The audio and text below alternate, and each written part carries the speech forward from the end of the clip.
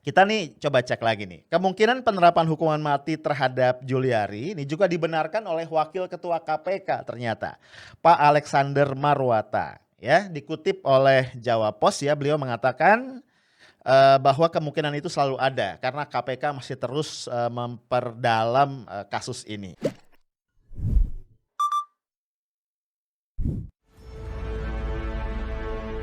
Menjelaskan terkait dengan kegiatan tangkap tangan yang baru saja kita lakukan pada tanggal 5 Desember yang lalu, kurang lebih sekitar jam 02.00 yang kita lakukan di berbagai tempat termasuk di Jakarta.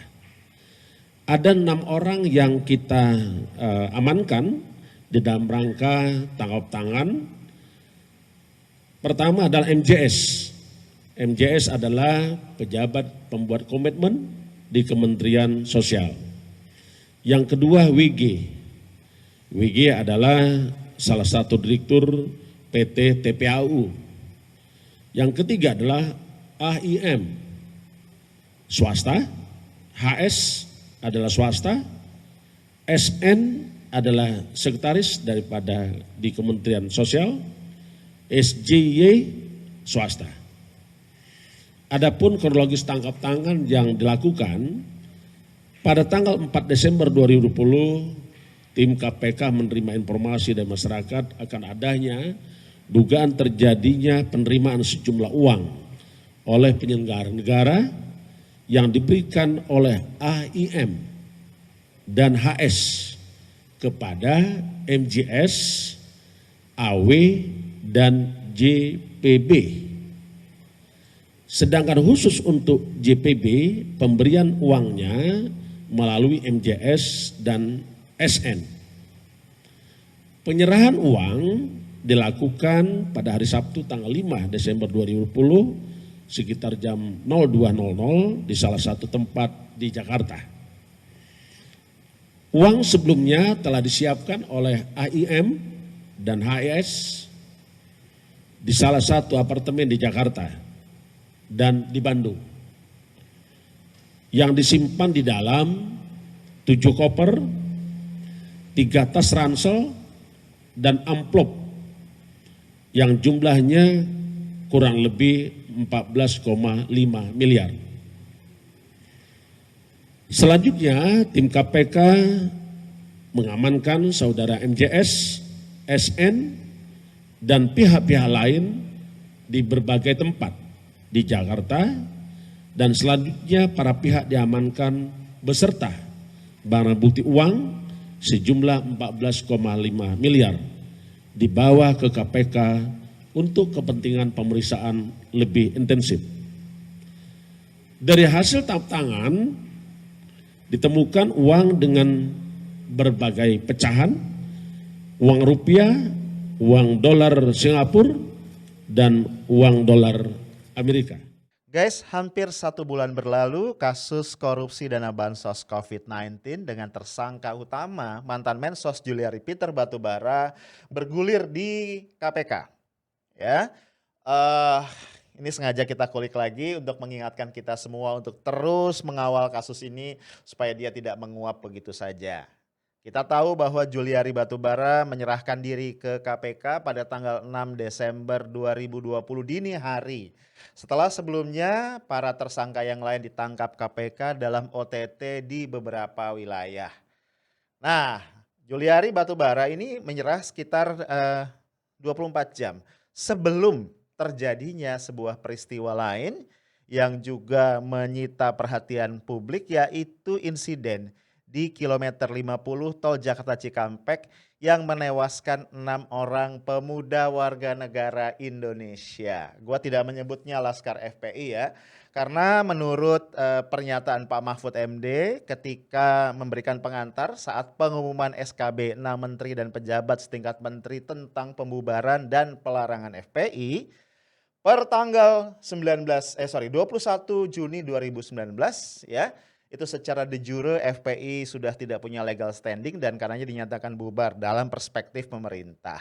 Ya, gua nggak berani mengatakan bahwa dua peristiwa ini adalah peristiwa yang saling terkait ya, walaupun tentu saja ada saja pihak-pihak yang berspekulasi ke arah situ.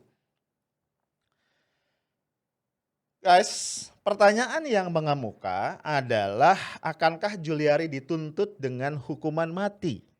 Ya. Nah, sebenarnya narasi hukuman mati ini pertama kali dikeluarkan oleh Ketua KPK justru ya, Pak Firly Bahuri. Nah, beliau mengatakan begini, ini dikutip oleh salah satu media, apalagi di saat sekarang kita sedang menghadapi wabah corona. Masa sih ada oknum yang masih melakukan korupsi karena tidak memiliki empati kepada NKRI? Ingat, korupsi pada saat bencana hukumannya pidana mati.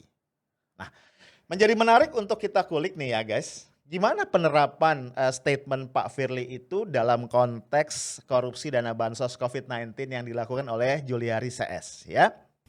Kita paham bahwa di dalam ketentuan Undang-Undang 31 tahun 99 itu pasal 2 tentang pengadaan barang jasa, yaitu barang siapa yang telah melakukan suatu perbuatan dengan sengaja memperkaya diri atau orang lain dengan melawan hukum yang mengibaratkan untuk menguntungkan diri sendiri ataupun orang lain sehingga menimbulkan kerugian negara ataupun perekonomian negara. Di ayat 2 memang ada, yaitu ancaman hukuman mati. Kita paham juga bahwa pandemi COVID ini dinyatakan oleh pemerintah bahwa ini adalah bencana non alam. Sehingga tentu kita tidak berhenti sampai di sini. Apa yang kita lakukan, kita masih akan terus bekerja terkait dengan bagaimana mekanisme pengadaan barang jasa untuk bantuan sosial di dalam pandemi COVID-19. Seorang pakar hukum pidana, Abdul Fikar Hajar, menilai bahwa Juliari dapat ya dijatuhi hukuman mati dalam konteks tindak pidana korupsi yang dilakukannya jika, ini ada syaratnya nih, jika KPK menyusun konstruksi kasusnya ini berdasarkan pasal 2 ayat 2 Undang-Undang Tipikor.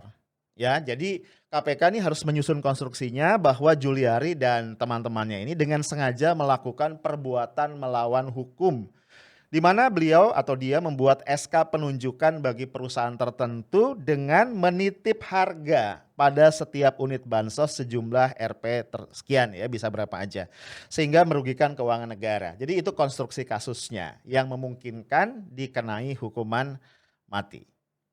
Nah, dengan konstruksi tersebut, dakwaan tidak akan terbatas pada suap saja ya, pada menerima suap, tapi juga melawan hukum merugikan keuangan negara. Ya kan, karena tadi dana bansosnya jadinya di markup begitu.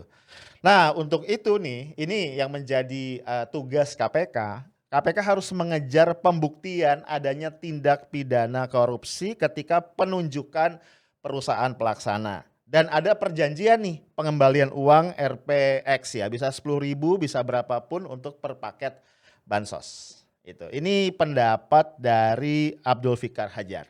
Ya, jadi peluang penerapan hukuman mati itu ada ya, sesuai dengan ketentuan Undang-Undang Tipikor pasal 2 ayat 2. Nah, saat ini ya, ini kita perlu ingatkan lagi, yang disangkakan kepada Juliari itu baru melanggar pasal 12 huruf A atau pasal 12 huruf B atau pasal 11 Jungto pasal 55 ayat 1 KUHP, yaitu mengenai penerimaan suap atau gratifikasi yang ditengarai sekitar 17 miliar ya.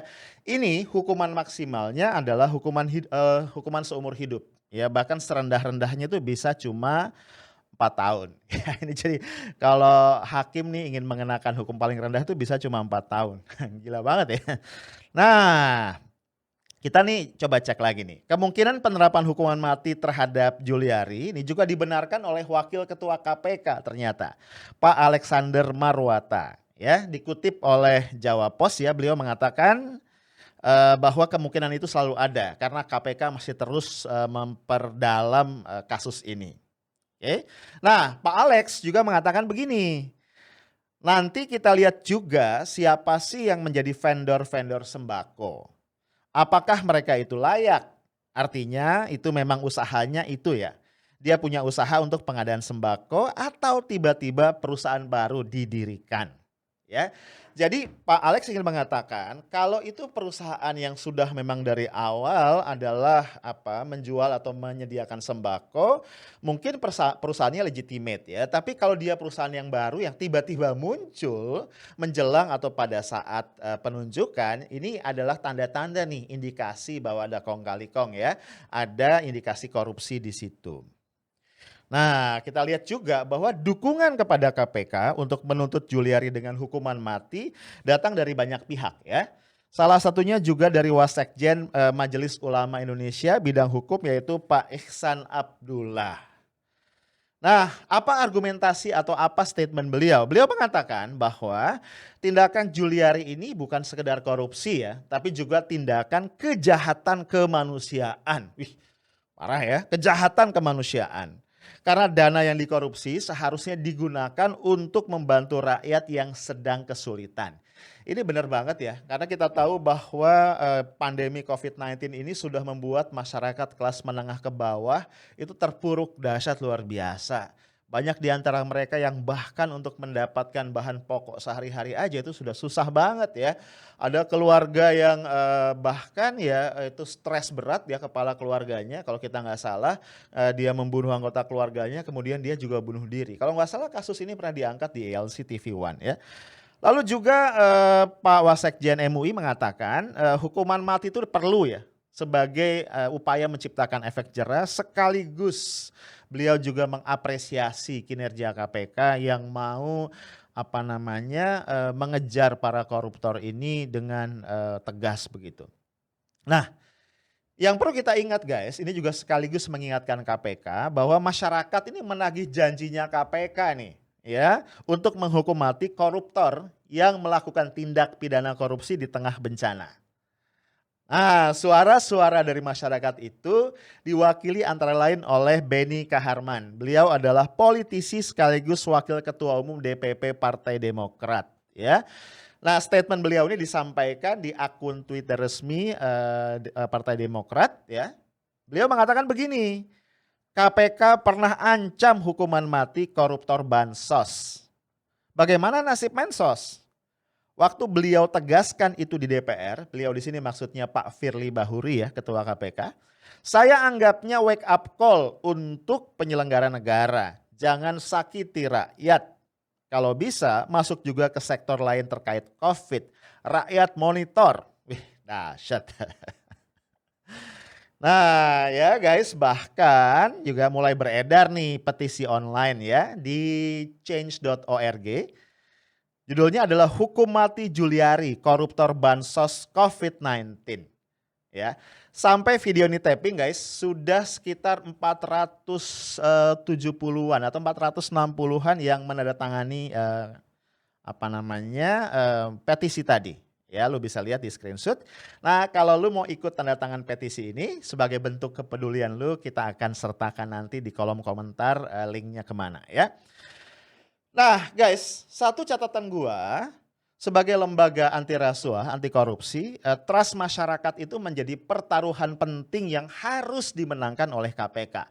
Ya, karena nggak ada gunanya KPK itu eksis kalau dia tidak mendapatkan trust dari masyarakat. Nah, kita paham bahwa trust bukan sesuatu yang bisa dipaksakan, apalagi dengan bahasa kekuasaan. Nah, di sini kita perlu ingatkan KPK bahwa integritas dan konsistensi, sekali lagi ya, integritas dan konsistensi adalah kata kunci untuk membangun trust. Apa yang dikatakan oleh KPK, dalam hal ini adalah pimpinan KPK dalam berbagai kesempatan, ya, itu akan menjadi memori kolektif publik. Apalagi dalam dunia digital sekarang ada jejak-jejak digital yang tidak bisa dihapuskan. Sehingga kemudian publik itu penuh rasa ingin tahu untuk mengecek, untuk melihat apakah yang dikatakan KPK tadi lewat lisan pimpinannya itu sejalan dengan apa yang dilaksanakan di lapangan. Nah guys, tuntutan bagi KPK untuk membuktikan integritas ini semakin mengemuka. Kita tahu bahwa pada tahun 2019 itu ada revisi Undang-Undang KPK yang oleh sebagian kelompok ya, sebagian kalangan dinilai itu melemahkan KPK. Ya, Karena prosedur OTT, prosedur penyadapan itu menjadi jauh lebih complicated sehingga dikhawatirkan tadi bisa menggergaji beberapa kewenangan KPK yang ada sebelumnya. Nah, ini harus dibuktikan karena Pak Firly sendiri di DPR itu mengatakan bahwa KPK tidak dilemahkan dan KPK tidak bisa dilemahkan. Nah, statement ini harus dibuktikan. Nah, belum lagi nih guys, kita juga nggak lupa ya. Pada bulan September 2020 yang lalu, Pak Firly Bahuri sebagai Ketua KPK itu terkena satu kasus nih. Beliau mendapatkan sanksi, walaupun sanksi ringan ya, berupa teguran kedua, ya, teguran tertulis kedua dari Dewan Pengawas KPK. Karena apa? Karena ketika itu Pak Firly menggunakan helikopter mewah ya dari perusahaan swasta. Untuk apa? Perjalanan pribadi nih dari Palembang ke Batu Raja. Wih, dahsyat. Helikopter coy gitu ya. Dan ini dianggap melanggar kode etik mengenai gaya hidup mewah. Sidang putusan kasus etik terhadap Firly Bahuri dibacakan Ketua Dewan Pengawas KPK Tumpang Hatorangan Pangebean. Tindakan Firly menggunakan helikopter dianggap tidak menunjukkan keteladanan. Dewan Pengawas KPK menjatuhkan sanksi ringan dengan peringatan tertulis agar tidak mengulangi perbuatannya. Peraturan Dewan Pengawas nomor 02 tahun 2020 tentang penegakan kode etik dan pedoman perilaku Komisi Pemberantasan Korupsi. 2. Menghukum terperiksa dengan sanksi ringan berupa teguran tertulis 2, yaitu agar terperiksa tidak mengulangi lagi perbuatannya dan agar terperiksa sebagai Ketua Komisi Pemberantasan Korupsi senantiasa menjaga sikap dan perilaku dengan mentaati larangan dan kewajiban yang diatur dalam kode etik dan pedoman perilaku Komisi Pemberantasan Korupsi. Nah, guys, banyak pihak menyayangkan sanksi ringan tersebut ya. Ini dianggap terlalu ringan ya. Antara lain peneliti dari Pukat UGM, Zainur Rahman, beliau mengatakan bahwa ini bukan sekedar pelanggaran terhadap etika ya mengenai larangan hidup mewah, tapi juga merupakan pelanggaran terhadap integritas. Kenapa Zainur Rahman mengatakan begitu? Karena KPK ini senantiasa mengkampanyekan gaya hidup sederhana kepada para pejabat. Nah, tentu saja menjadi sangat ironi ketika pimpinan KPK justru tidak memberi contoh tentang pelaksanaan gaya hidup sederhana tadi. Belum lagi selalu ketika ada kasus-kasus seperti ini publik akan berspekulasi.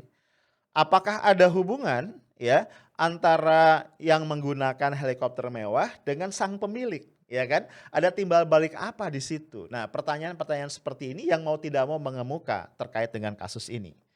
Nah, oleh karenanya sekali lagi ini adalah momentum KPK ya dalam konteks korupsi dana bansos oleh Juliari CS ini. Ini adalah momentum KPK untuk membuktikan bahwa segala bentuk keraguan, kecurigaan dan spekulasi negatif tadi itu bisa dipatahkan dan tidak beralasan. Nah, yang lebih jauh lagi nih, ini lebih serius. Tanpa bisa dilarang guys, karena kita tidak bisa melarang pikiran ya.